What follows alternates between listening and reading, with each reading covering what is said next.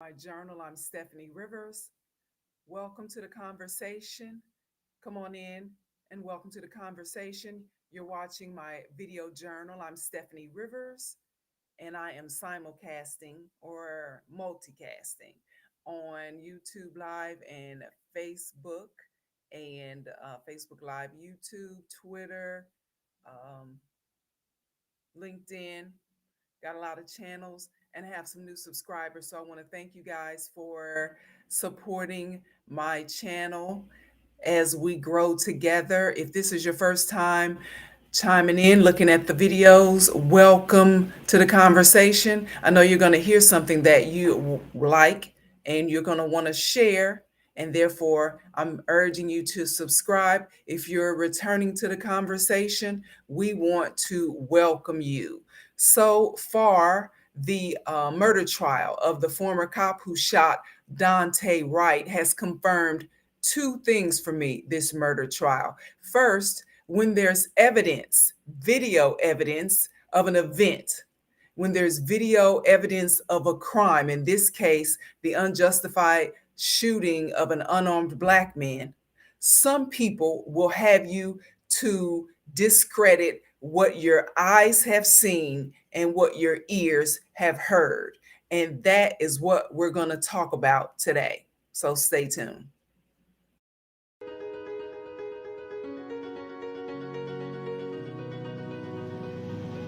Hi, I'm Stephanie Rivers, and I want justice for Breonna Taylor because the police officers involved showed reckless disregard for her life and the lives of her neighbors. Her. So you're saying she essentially died on the floor right there? The second that she got shot, she was. Family, did the city of Birmingham, did anybody say, did the church, did anybody say there's more to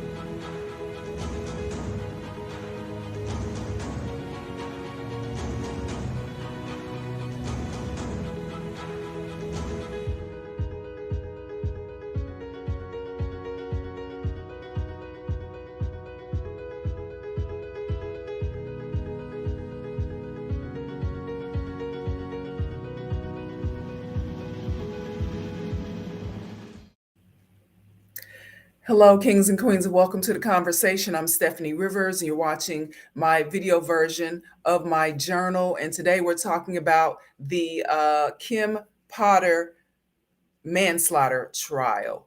And in case you forgot who Kim Potter is, there is a picture of Kim Potter. And we're going to talk about today revelations from the Kim Potter manslaughter trial. Now, so far, it's just in the second week it's going into the second week of the manslaughter trial, but already a few things are clear to me. And the first thing is that even when there's video evidence of a crime, some people will have you to disbelieve what your eyes have seen and what your ears have heard. And that is what is going on in the trial so far. Kim Potter, there's video, her cop cam video of former Brooklyn Center cop Kim Potter. It clearly shows her shooting Dante Wright for resisting arrest during a routine traffic stop last April. Now, in the audio, we hear Kim Potter say, "Taser, taser, taser." And if you're not familiar with the video, which most of the world is because it's on YouTube, I'll put the link in the chat so you can look at that. But she says, "Taser, taser, taser."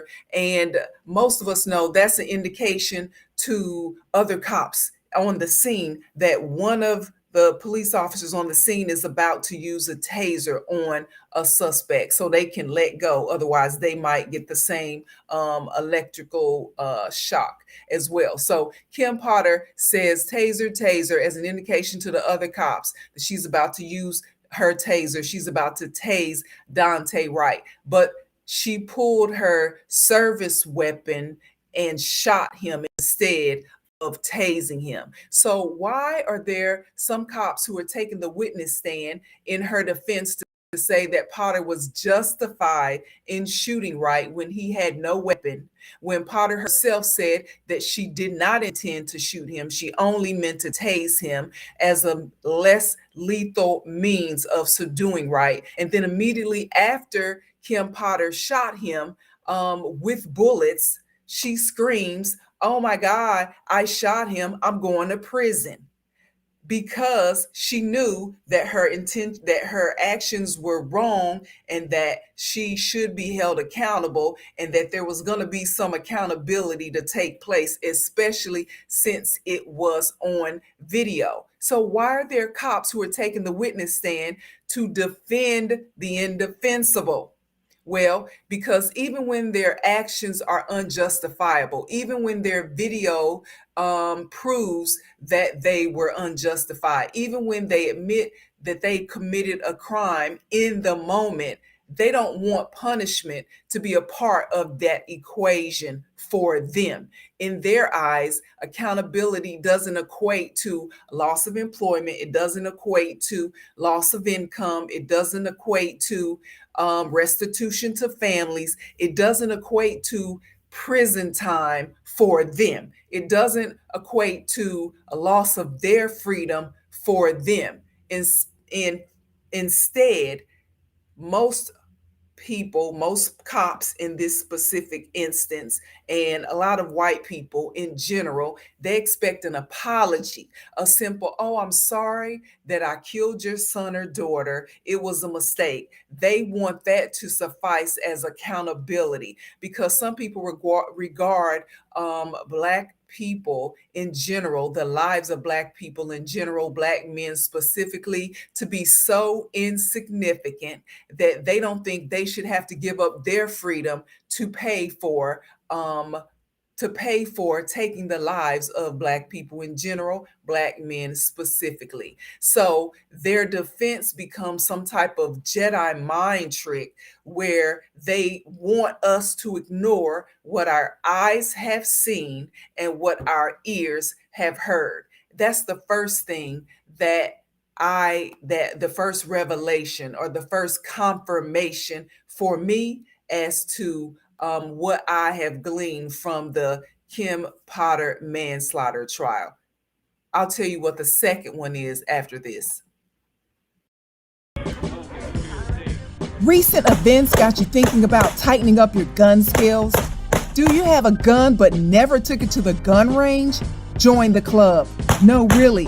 The Henry Johnson Gun Club of Dallas is hosting the first annual Precision Games Pistol and Rifle Competition, January 16th in Ferris, Texas.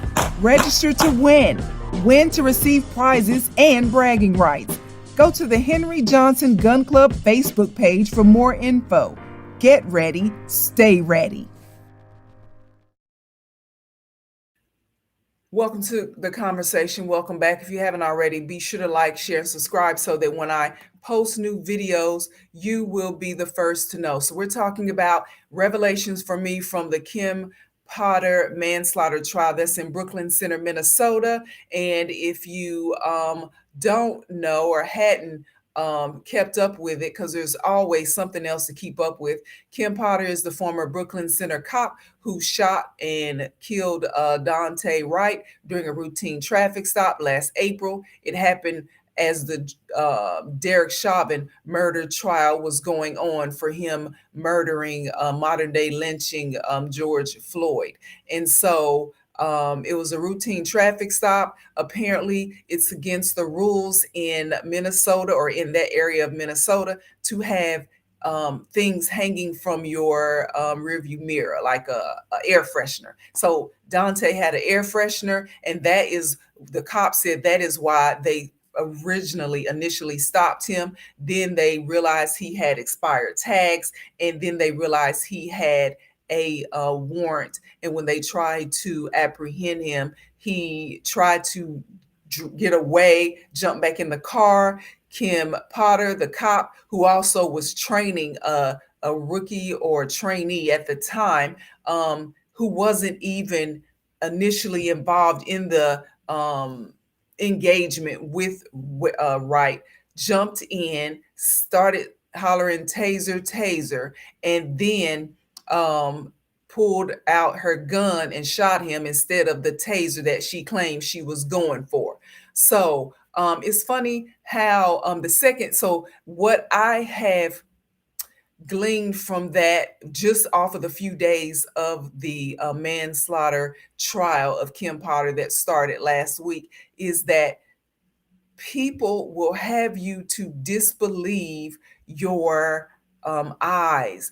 They will tell you, no, you didn't see what happened. Your eyes saw it. Here's a different version of what really happened. What you think you saw really wasn't what was going on.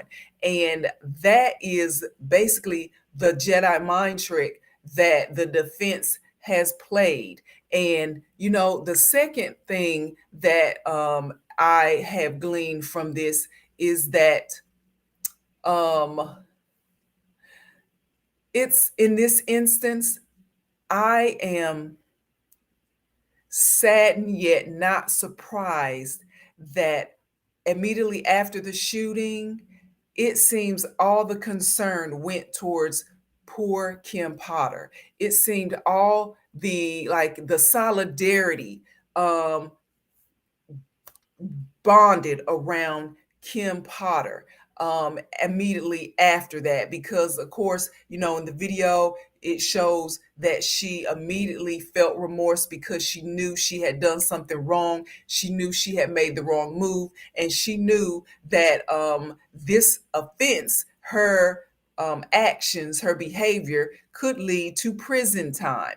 And so she expressed that in her feelings out loud, and it was caught on her cop cam. But it's funny how that solidarity, that the attention went to her and not towards Dante Wright, the person who was shot. And so that's why that the second thing that I find that I gleaned from looking at this murder trial, this manslaughter trial so far, is that why did all the concern go towards her in the moment and not towards helping to save the life of Dante Wright? Because her actions were unjustifiable, and there's video to prove that. And so she acknowledged that in the moment. So in the moment, there's still a man whose life is on the line.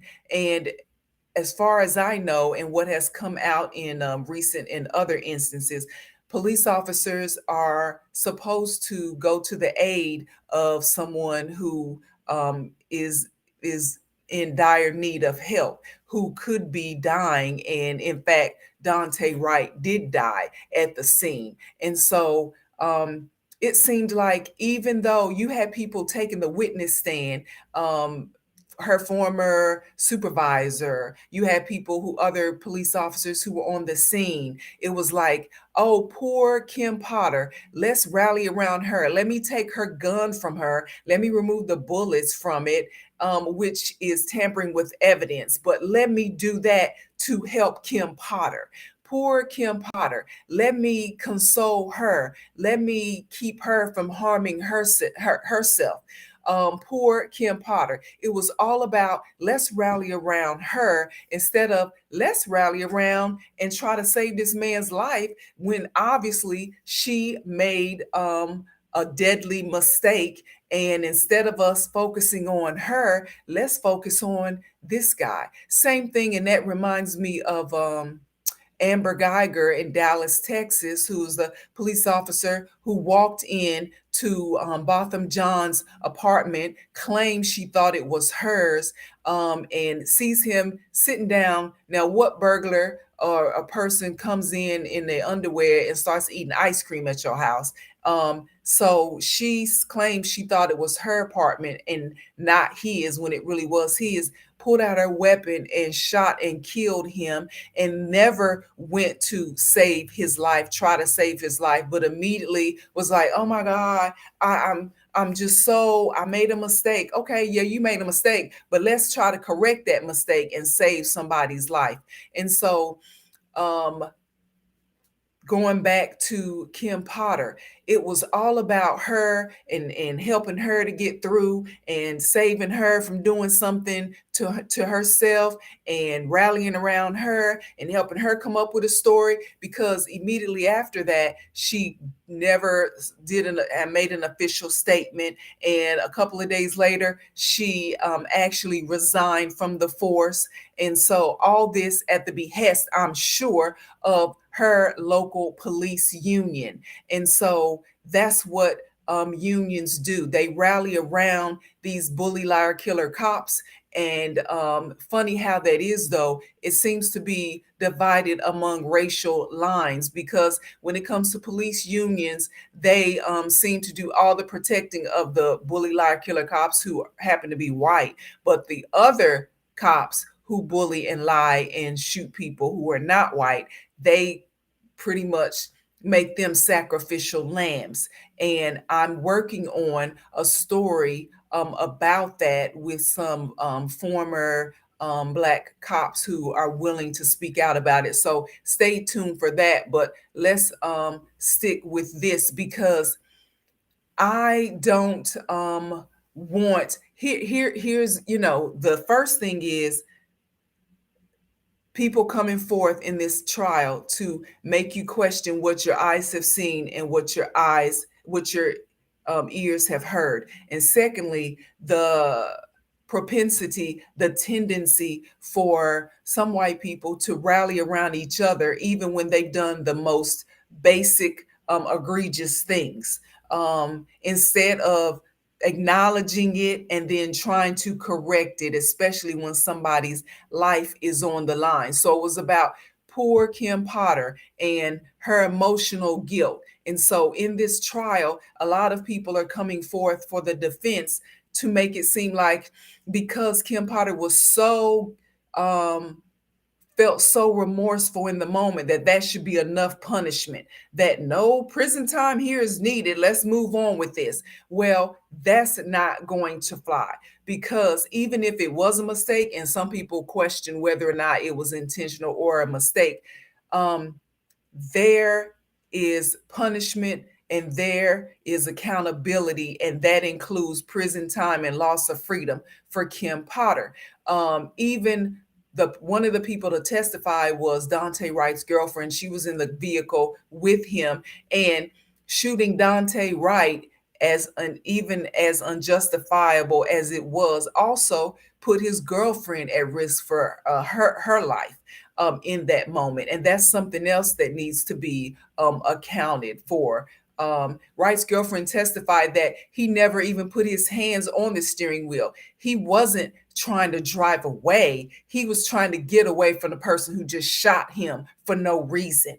So that's why the car moved. In the moment, he was trying to get out of the line of fire. And so he ended up driving head on into another vehicle, and the girlfriend ended up getting a broken jaw, and there was just so much going on in that moment. But on a scale of 1 to 10, some white people have no concern, zero concern for the lives of Black people who look like me. They have zero concern for our pain and suffering, zero concern for how their reckless disregard for our lives leaves us without fathers, leaves us without mothers, and leaves us without our loved ones. Because if they had the slightest bit of empathy or the slightest bit of concern, there wouldn't even be a need for a trial, especially for somebody like Kim Potter, especially for somebody like an Amber Geiger. You were wrong. You shot somebody and they died as a result of it, and you need to go directly to prison. You're wasting time with this trial. But of course, in America, everybody is entitled to a trial. So here we are. But there would be no need for these Jedi mind tricks to make us question our eyes and our ears, if people would just accept that they did something wrong and suffer the consequences. And that accountability in this instance and a lot of others should include prison time. Accountable, concern, empathy. Some of these people don't have that. They don't show it. And frankly, they don't care, or they'll show it. We know it's in them because they show it towards each other all the time. But when it comes to people who look like you and me, they don't show it. And that lets me know it's a choice. What they do and their behavior is a choice. And that's why we should never put ourselves at the mercy of people who we know who show us who they are. You know, Maya Angelou is famous for saying, when people show you who they are, you should believe them. We should believe them and act accordingly. And that would include not putting yourself at the mercy of these people. Making sure if you ever get stopped, you have everything right there ready for them to inspect. That means having your vehicle together. That means having, if you have a warrant, sometimes you don't know, go do a check, call, let somebody else call, check up on your record, just like you do when you're at work. You check up on your what's that called? Your employment record, your human resources record. When you call, you want to find out. So, what is it that's in my record? What has been said about me? And so you can always be abreast of stuff and you won't get caught off guard on the side of the road dealing with somebody who doesn't know the difference between a taser and a service weapon. So, that's the message for today. To find out more, I'm pretty sure I put up my caption, but just in case I didn't, and you want to come back, we're talking about the revelations of the Kim Potter murder trial for me. And not that it was new, so maybe I should say confirmation from the Kim Potter murder trial, because these are things that I know and that I have observed, but over time, you know, things remind you of what you already know and how you need to proceed to keep yourself from being at the mercy of people who don't give a damn about you. And that's it for today. To find out more about the things that I care about, you can go to the written version of my journal. That's at eurweb.com. Thanks and have a super day.